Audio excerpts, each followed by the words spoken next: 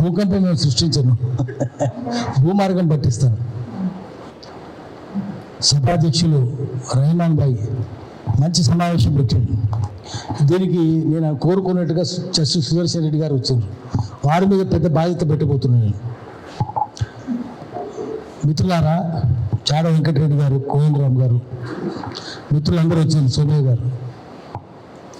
అయితే ఇప్పుడు మనల్ని మనం అనుకోవాలి. దీంట్లో జర్నలిస్టులంగా ఈ మీటింగ్ పెట్టడం మంచిది, కానీ దీనికి ఒక పరిష్కారం కూడా చూపించి వెళ్ళిపోవాలి. ఇక్కడ నుంచి హైదరాబాద్ ఏం చెప్తారంటే ఉర్దూలో నిషిస్తాం, కుఫ్తాం, బర్ఖాస్తాం, కూర్చున్నాం, మాట్లాడుకున్నాం, వెళ్ళిపోయినాం. లాభమైంది, ఫాలో అప్ లేదు కదా. ఫాలో అప్ ఏముండాలి కూడా అనుకోవాలి. నేను అనుకునేది ఏంటంటే పరిష్కారం చూపించాలి. ఆ పరిష్కారం కూడా సర్వసమ్మతంగా ఉండాలి, ప్రజాస్వామికంగా ఉండాలి. దీనికి మొట్టమొదట కేంద్రమే చేయాల్సిన, రాష్ట్ర ప్రభుత్వం, కేంద్ర ప్రభుత్వం, రాజకీయ పార్టీలు చేయాల్సిన పని అవి చేస్తలేవు. పూర్వము ప్రెస్ మీడియా ఉన్నప్పుడు, ప్రింట్ మీడియా ఉన్నప్పుడు ప్రెస్ కౌన్సిల్ ఆఫ్ ఇండియా ఏర్పాటు చేయమని ప్రెస్ కమిషన్ చెప్పింది. ప్రెస్ కమిషన్ ఆఫ్ ఇండియా చెప్పింది ప్రెస్ కౌన్సిల్ ఆఫ్ ఇండియా ఏర్పాటు చేయండి, తప్పులు జరిగితే press council of India complaint చేయండి. ఇప్పుడు ఎలక్ట్రానిక్ మీడియా వర్తించదు, అది ప్రింట్ మీడియాకే వర్తిస్తుంది.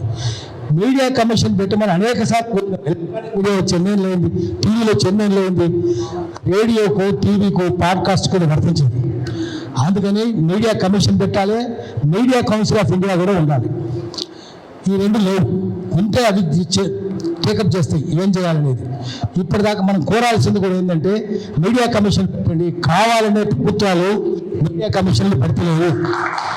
ఎందుకంటే ప్రభుత్వాలు కోరుకునేది అరాచకం ఉండాలి, ఉంటే వాళ్ళు ఇష్టం వచ్చినట్టు సాగుతుంది, ప్రశ్నించడం ఉండొద్దు.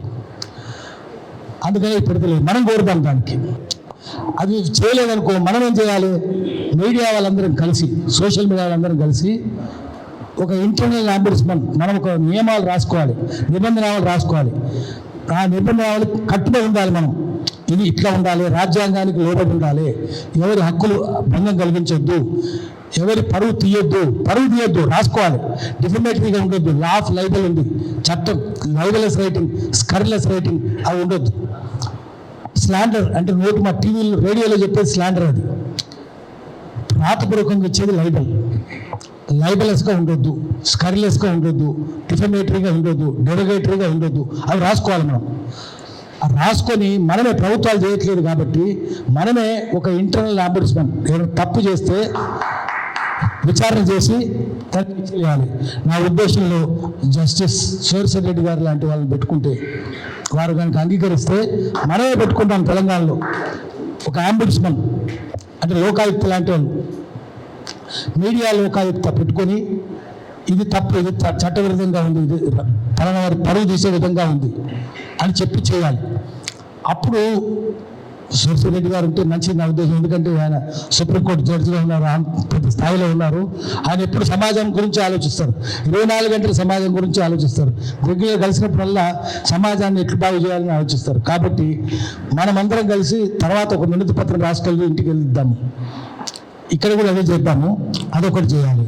తర్వాత మనం విమర్శలు చేసేటప్పుడు ఒకటే మీడియా గుర్తుపెట్టుకోవాల్సింది, ఏదైనా విమర్శిస్తే వ్యక్తిగతంగా ఉండొద్దు.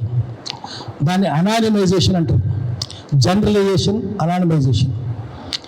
సాధారణీకరించాలి, తర్వాత అనామీకరించాలి. ఫలానా వారని చెప్పొద్దు, ఫలానా వాడు దొంగ, ఫలానా వాడు లంగా, ఇట్లాంటివి చెప్పొద్దు. లంగా అంటే ఏం కాదు, లంగా అంటే నంగా, తెలుగులో లా అయిపోద్దు. నంగా అంటే సిగ్గుశరం లేని నగ్నంగా తిరిగేటోడు. వాడిని మనం ఎక్కడ అట్లా విమర్శించొద్దు. విమర్శిస్తే కనుక జర్నలైజ్ చేయాలి, అనానిమైజ్ చేయాలి. ఇప్పుడు ఉదాహరణకు వేమ రాసిన అనుకోండి, ఫలానా వాడు దొంగ అని చెప్పలే. కులము కలిగిన వాడు, బలము కలిగిన వాడు, విద్య చేత విర్ర వీగువాడు, పసిడి కలిగిన వాడు బారస కొడుకు అన్నాడు. ఫలానాడు కొడుకు అని అనలేదు. ఒకటి. తర్వాత రాజకీయాలకు కూడా వాళ్ళకి నేర్పాలి. రిటార్ట్ ఉండాలి, గ్రేస్ఫుల్ రిటార్ట్. వాడు మనల్ని అనడుకోండి, దాన్ని కుడిగ్రా అంటారు, కుడిగ్రేస్. కోదండరామ్ గారికి తెలుసు కుడిగ్రేస్. నన్ను కనుక ఏమన్నా అంటే నన్ను పిలితే నేను మళ్ళీ చాలా అవన్నీ ఫిల్టర్ చేసి గ్రేస్ఫుల్గా ఉండేటట్టు, సంస్కారవంతంగా ఉండేటట్టు ఎదురు చెప్పాలి. అంతే నా మాటలోంచి. నోట్లోంచి రావద్దు. అది నేర్పాలి, రాజకీయ పార్టీలకు కూడా నేర్పాలి. ఇప్పుడు ఉదాహరణకు సోమశేఖర్ గారు వినాలి, చిన్న మన అసెంబ్లీకి పోతుంటే చాలా వెంకటరెడ్డి గారు తెలుసు, అసెంబ్లీలో కమలమ్మ మన రాఘవరెడ్డి గారు నర్రా రాఘవరెడ్డి గారు కూర్చొన్నారు. కమలమ్మ అట్లా వెళ్తున్నది, వాళ్ళు వెళ్ళి పోటీ చేసి ఓడిపోయారు. ఆమెకు రాఘవరెడ్డి పోతుంటే కోపం వచ్చింది వాళ్ళకు. పోయి వాళ్ళని చూస్తుంటే ఇంకోరంటే పక్కన ఉన్నారు, చూడు కమ్యూనిస్ట్ కొడుకులు ఎట్లా బలిసినో చూడు, దొంగ కొడుకులు, దొంగ నా కొడుకులు ఎట్లా బలిసినో చూడన్నది. రాఘవరెడ్డి గారు వింటట్టు ఆయన వచ్చి దగ్గరికి వచ్చి అమ్మ అమ్మ దండమమ్మ తిట్టకమ్మ నీ కొడుకులమ్మ అని వెళ్ళిపోయాడు. అమ్మ ఇంత పెద్ద మాట అని అన్నదా. అంటే విమర్శిస్తే కూడా మళ్ళీ ప్రతి విమర్శ చేసేటప్పుడు అంత గ్రేస్ఫుల్గా ఉండాలి. అంటే నువ్వు దొంగ అయితే మేము దొంగ కొడుకులు అట్లా చెప్పింది. ఆయన తిరిగి ఏమని లేదండి పాపం రాఘవరెడ్డి. మేము రాసిన తెల్లారి పేపర్లు వచ్చింది, అరే ఇంత సంస్కారం, ప్రతి విమర్శ కూడా సంస్కారవంతంగా ఉండాలి. అది నేర్పాలి రాజకీయ నాయకులు. ఆయన నేర్పులు సుందరయ్య గారి దగ్గర నేర్చుకుంటూ కాబట్టి అంత సంస్కారవంతంగా చెప్పింది. ఏమన్నా అంటే పెట్టినా కూడా ఏమనలేదు. ఒకటి జర్నలైజేషన్, అనానిమైజేషన్ చేయాలి. తర్వాత మనం చేసేటప్పుడే అమెరికన్ బ్రాడ్కాస్టింగ్ కార్పొరేషన్ తెలుసుకోవాలి, వాళ్ళు కొన్ని పదాలు నిషేధించారు. అవి నేను చెప్పలేను, చెప్పకూడదు కూడా. మనం కూడా చెప్పాలి, ఈ పదాలు వాడకూడదు, అవి రేడియో టీవీలో రావద్దు, ఏ సోషల్ మీడియాలో రావద్దు. మనం సోషల్ మీడియాలో ఉండాలి తప్ప అన్సోషల్ మీడియాగా ఉండదు చెప్పాలి. అయితే పత్రికలకు మన సోషల్ మీడియాకు కూడా సమస్య ఏంటంటే, సోషల్ మీడియాకు కూడా యజమానులు రాజకీయ పార్టీ అని కొన్ని రాజకీయ పార్టీల చేతుల్లో ఉంది. మన రవి బాగా చెప్పారు, కాంగ్రెస్ పార్టీకి సోషల్ మీడియా లేదు, కానీ వేరే పార్టీ అన్నిటికీ ఉన్నాయి. వాళ్ళు చెప్పినట్టు చేస్తారు, వాళ్ళు మా కర్ణాటక చెప్పినట్టు రోజు జీత. అందుకని వాటిని పక్కన పెట్టి వాళ్ళకు కూడా చెప్పాలి, ఇది తప్పు ఇది తప్పు ఇది తప్పు, ఇది చేయకూడదని చెప్పాలి. అందరు పొరగించే విధంగా ఉండొద్దని చెప్పాలి. నేను అంతకంటే ఎక్కువ చెప్పాను, ఇంకా చాలా చెప్పాలనుకున్నా కానీ అంతకంటే ఎక్కువ చెప్పాను. ఆర్టికల్ 19(1) ఏముంది, దాని కూడా ఏది వచ్చినా దాని ప్రకారం మాకు వాక్ స్వాతంత్రం ఉంది, ఎవరైనా అంటాం, అనడానికి వీల్లేదు. దానికి ప్రతిదానికి పరిమితులు ఉంటాయి, ప్రతిదానికి షరతులు ఉంటాయి, కండిషన్స్ అప్లై, షరతులు వర్తిస్తాయి.